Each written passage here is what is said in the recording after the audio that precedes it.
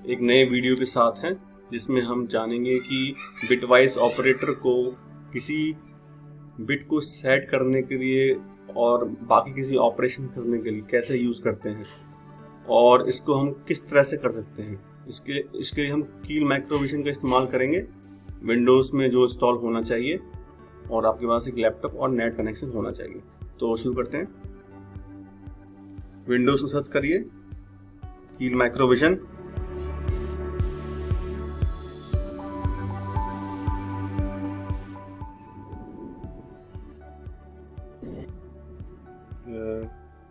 इसका नाम देते हैं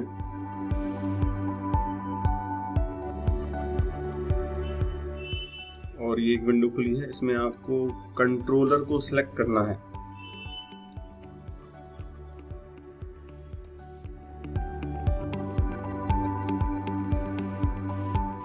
सर्च करने के बाद ये ड्रॉप डाउन में दिख जाएगा आपको। उसके बाद आप उसको सिलेक्ट कर सकते हैं। मेरा कंट्रोलर ये है तो मैं इसको सिलेक्ट करूंगा और ओके पे क्लिक करूंगा और ये नया विंडो खुलेगा जिसका नाम है मैनेज रन टाइम इन्वायरमेंट। तो इसमें आपको सिर्फ दो ऑप्शन सेलेक्ट करने हैं। एक सीएमएस में जाके कोर सेलेक्ट करना है, दूसरा है डिवाइस में जाके स्टार्टअप सेलेक्ट करना है और ओके पे क्लिक कर देना है।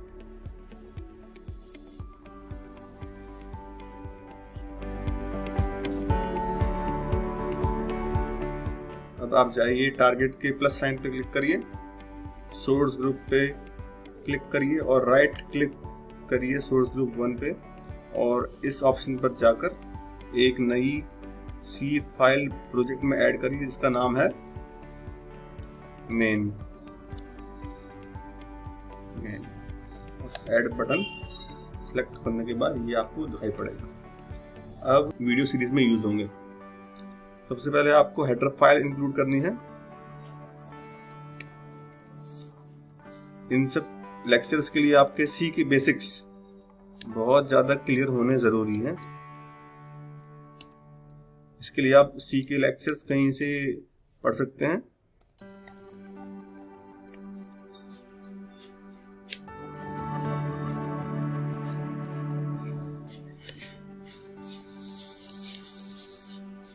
अब ये है मेन बॉडी, मेन फंक्शन जो प्राइमरी फंक्शन होता है सी प्रोग्रामिंग में,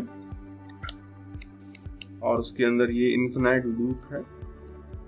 इन्फिनाइट लूप मतलब कि हमेशा ही चलता रहेगा। जब भी आप कंट्रोलर को पावर देंगे ये हमेशा ही चलता रहेगा। मतलब इसमें कंट्रोल हमेशा आएगा और इसमें जो भी आप लिखेंगे वो हमेशा एग्जीक्यूट होगा।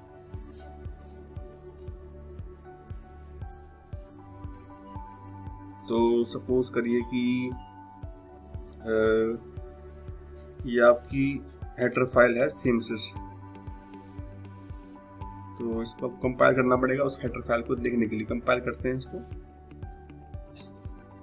तो आपके सामने एक रेफरेंस मैनुअल खुली है जो STM32L476 की है। तो हम सीखेंगे कि कैसे हम बिट को किसी रजिस्टर की एक बिट को सेट करते हैं, कैसे उसको क्लियर कर सकते हैं या कैसे उसको टॉगल कर सकते हैं या फिर कैसे उसको सेट कर सकते हैं। तो सारे ऑपरेशन देखते हैं कि करके। पहले हम देखते हैं कैसे सेट करते हैं। तो हम देखते हैं RCC RISAT and control block. इसके अंदर ये रजिस्टर्स हैं। तो हम देखते हैं ये रजिस्टर, ये क्लॉक के लिए रजिस्टर से ये क्लॉक के सोर्स को सिलेक्ट करने के लिए यूज होता है। तो इसे ऐड करते हैं नंबर 16 HSE ऑन। तो इसके लिए हम क्या ऑपरेशन यूज करेंगे? इसके लिए हम यूज करेंगे RCC क्लॉक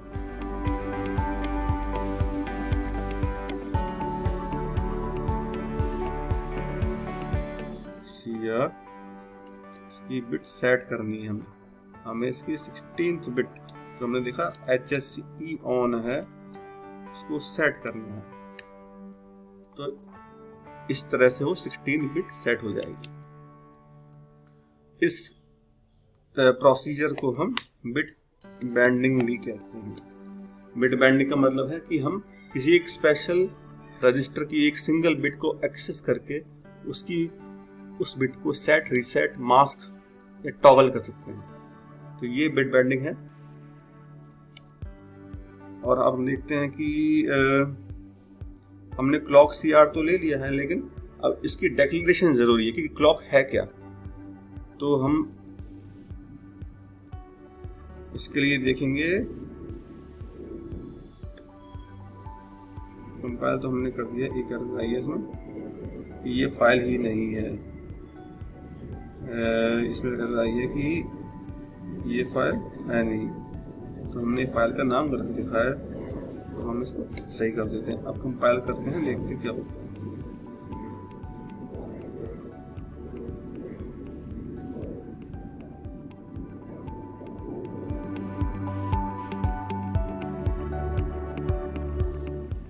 कंपाइल हो रहा है, तो ये एरर चली गई है। अब नई एरर आई है कि बिटवाइज क्लॉक क्या है वो कंपाइलर को समझ में नहीं आ रहा। Use of undeclared identifier clock. तो इसके लिए हम क्या करेंगे, जो हेडर फाइल आर्म द्वारा हमें दी गई है उसको पढ़ेंगे।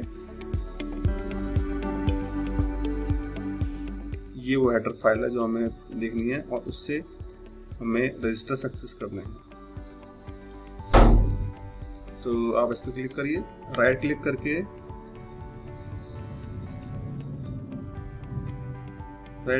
एक ऑप्शन आता है, उसको सिलेक्ट करना होता है। इस बार नहीं आया, तो देखते हैं। गो टू डिक्लेरेशन उसका नाम है।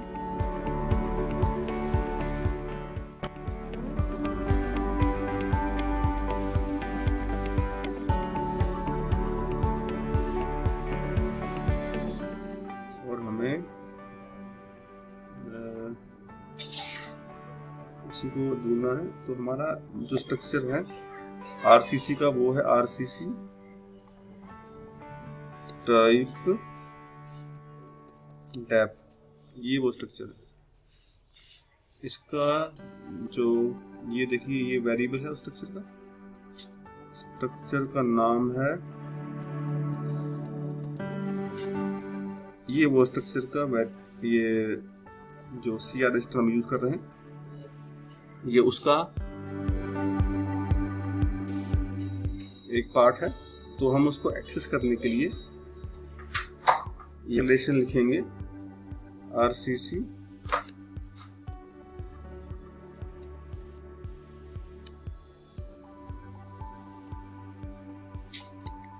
टाइप डेफ स्टार लॉक, ये बन गया। अब ये एरर हट जाएगी। तो ये तरीका था उस बिट को सेट करने का। अगर आप चाहते हैं कि वो बिट क्लियर हो जाए, तो आपको ये नोटेशन यूज करनी चाहिए। ये एंड ऑपरेटर है सिंगल बिट वाइज, और ये आपने लिखा,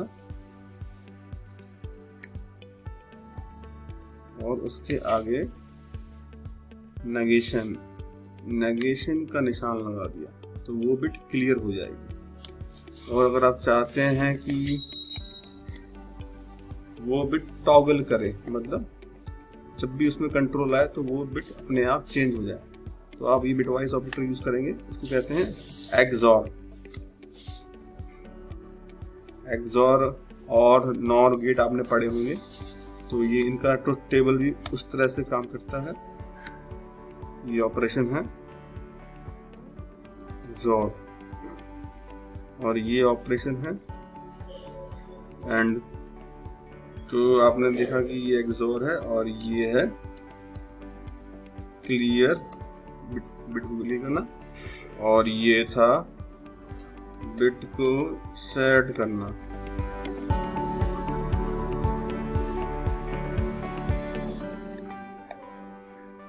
ये हमने क्लियर कर दिया। और एक ऑपरेशन रहता है सेट हिट और टॉगल। और ऑपरेशन आप और भी चाहें तो और भी पॉसिबल हो सकते हैं।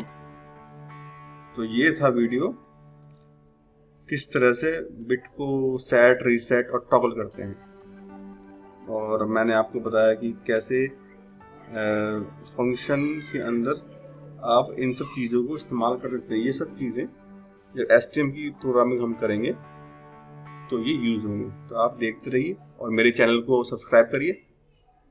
Thank you very much.